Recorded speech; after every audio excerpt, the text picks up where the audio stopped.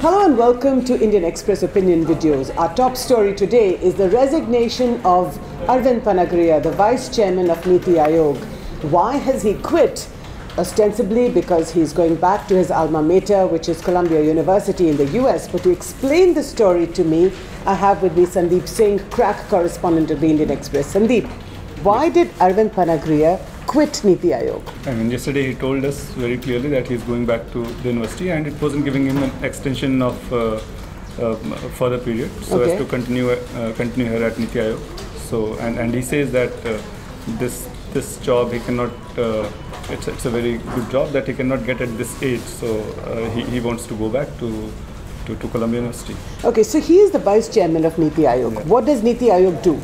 NITI Aayog essentially, I mean, it's a new avatar of the Planning Commission, and its job is to kind of promote push cooperative federalism in the country, and also act as a think tank for states in the center, basically, and so to make a policy so that there's no separate policies being framed at center and states to meet a common goal, but there is a aligned sort of well synergized. So everybody's on the same page. So whether it's economics or social policies, so to address any issue with one sort of objective and how to deal with that, how to go about it. Okay.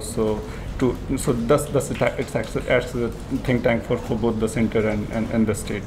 Yeah. And he has been the Vice Chairman, Mr. Panagariya has been the Vice Chairman for the last 3 years since the Modi government came to power? Not 3 years, it's been 2.5 years, January 2015, since NITI Aayog was formed. Yeah. Since its inception. Yeah, And what were his key responsibilities? The same, the NITI Aayog. But he's an economist, isn't it? Yeah, he is an economist, an academic economist, just like Raghuram Rajan. I mean, one thing that is notable is that 1 year back we saw Raghuram Rajan going back from RBI to Chicago school, and so why did he go back? So now there was Raghuram Rajan, there is Arvind Panagariya. Does this mean Sandeep, that the world's big economists who have come to work in India are slightly disappointed with what's going on in the country? I don't think that is the case. Raghuram Rajan had a 3-year term, and then he decided to go back. He wanted to have an extension, but maybe for some reasons it did not happen, or there was no consensus on that. And then as we see Panagariya very clearly saying that he wanted to go back and he wasn't getting an extension of leave from Columbia University, so he wanted to go. You also said that the NITI Aayog is the new avatar of the Planning Commission. Now, what is the difference between the Planning Commission and the NITI Aayog? After all, why did the Modi government need a new avatar in the first place? Planning Commission, basically the role remains the same. I mean, here he wanted to, as the definition goes, a national Institute of Transforming India. I mean, okay. That's NITI, National Institute of Transforming India, which is the acronym for NITI. And he stepped in, but there are some differences in how Monte operated and how. This is Monte Singh Ahluwalia, who is the former Deputy Chairman of the Planning Commission. Yeah, so he was. Who was also very close to Dr. Manmohan Singh, former Prime Minister. He used to be sitting in the cabinet meetings, he was part of it, while Panagariya was not there. And also initially Panagariya was given an MOS role. After 6 or 7 months in July 2015, he was given the cabinet rank, while Monte was always there as a. So I mean, that besides the role remains mostly the same, and these were minor things that were there. But obviously he was giving his recommendations. The government was taking his recommendations, and but he did have some concerns about the post-demonetization era he in had November. A minor concern on the aspect that taxpayers may get. What was that? Can you tell us? Yeah, while initially the government had said that.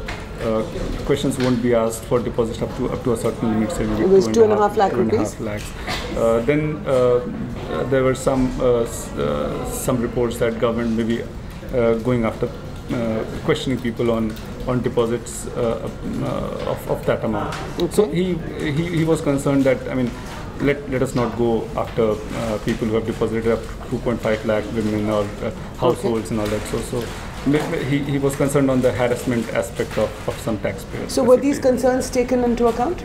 I mean that the thing, the issue continues because the demonetization, while it may have finished in 50 days period, but the investigative part of it and the deposits that have been made, that still continues. So we still have to see how finally things evolve and come up, because we still don't know how much money got deposited and finally, and the investigation part is also continuing. Government is issuing notices to people asking them about deposits. So I'm not sure whether it was addressed, but that was his one concern. His thing is to recommend or to raise his concern issues, but the government may take up only the ones. So unlike Montek, who used to sit in cabinet meetings, Arvind Panagariya did not sit in cabinet meetings, as you just said. Does this mean that he was less powerful and it was more of a sort of an advisory capacity that he has? Which is what the Planning Commission is also about. No, it's supposed to do. I mean, it has to provide its inputs and its recommendations based on the concerns in the economy and how the economy has to be taken forward. That is precisely the role, and it is not necessary that he has to sit in the cabinet. I mean, it is one difference that is there that Montek had, that he was part of those meetings, and because of its proximity also to the former Prime Minister. Maybe it's because of that. But you talked about the economy, Sandeep. Now we also know that the repo rate has been reduced by 25 basis points at last. Finance Minister Arun Jaitley has been talking about this for several years now. The government always wants what does this mean? To push the economy. I mean, see, for retail, for consumers like us, me, you, I mean, it means maybe we'll see a further cut in our car loan, home loan rates by banks and housing finance companies. So they'll get cheaper. Car loans will get cheaper. Home loans will become cheaper. So that's a good thing. It's a good thing. And the other, you don't sound very convinced. You may not be very happy that even the deposit rates may go down. That's terrible. But the other aspect is, what is more concerning is that the government wants to push investment in the economy, and a low interest rate will just will stimulate that. Maybe because for investments to happen, this is a low interest rate is not the only requirement. I mean, you need to have enough demand in the economy, and the companies need to be at a certain critical capacity utilization level, so that they feel the need to invest further.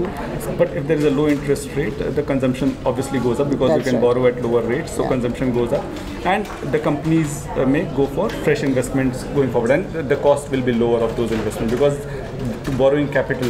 But that sounds to me, Sandeep, as a layperson, that sounds to me that the economy needs to be kick-started, which means to me that the economy isn't doing as well. No, economy is doing fine. It's only on the investment part. See, the government spending is happening, roads and all that. We are seeing investments. Right. But now you want to stimulate consumer spending. The private investments, so as to the companies need to invest, and job needs to be created in the economy. Much more. And job creation is not happening. Not happening, and even government has been concerned on that front. They have said that they have been taking steps to push job creation in the economy, and this is one vital aspect. I mean, to see private investment happening in the economy, and a lower interest rate may only. So do you think this is one of Arvind Panagariya's recommendations? After all, he is supposed to be a centre-right economist of the Jagdish Bhagwati school. We really don't know. You don't know how much role he has to play, because it's the MPC that takes the call, and they give the recommendations, and based on which the rate cuts happen. Thank you so much, Sandeep. Thank you so much for your time. You've just heard this very interesting explanation of why Arvind Panagariya quit. We wish him all the best back in his alma mater, Columbia University. And if this is the way the economy is going, it's going to be interesting times ahead for all of us. Thank you so much for watching.